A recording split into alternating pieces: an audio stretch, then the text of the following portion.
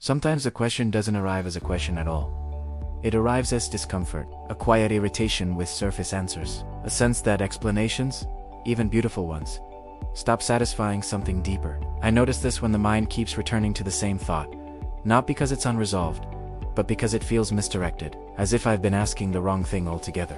The Brihadaranyaka feels like it emerges exactly at that moment, when silence is no longer enough, but speech hasn't yet found its target. When awareness, having withdrawn from noise, now turns and notices itself standing there, unsure of what to ask, but certain that something must be seen. This text doesn't feel like philosophy yet. It feels like pressure building behind the eyes, like attention beginning to fold back on itself. The rituals have softened. The forest has done its work, and now, instead of asking how the world works, something more unsettling appears.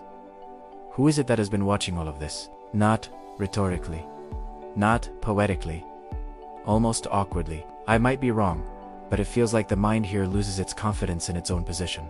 It's no longer satisfied being the observer. It wants to know where observation itself arises from. And that curiosity doesn't feel intellectual. It feels existential, slightly like standing on ground that suddenly questions its own solidity. What strikes me is how gently this inquiry begins. There's no dramatic declaration no rejection of the world. Just a subtle shift in orientation. Attention stops chasing objects and starts noticing the space in which objects appear. Thoughts still move. Breath still flows. Life continues. But something has changed. The center feels less fixed. Identity feels less obvious. The Vedanta dosanti demand answers.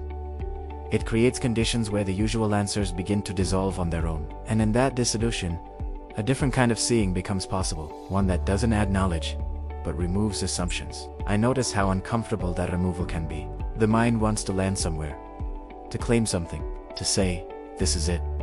But this text refuses to give it that comfort. It keeps pointing. Not outward, not upward, but inward, again and again, until the pointing itself becomes the question. Who is hearing this? Who is thinking this?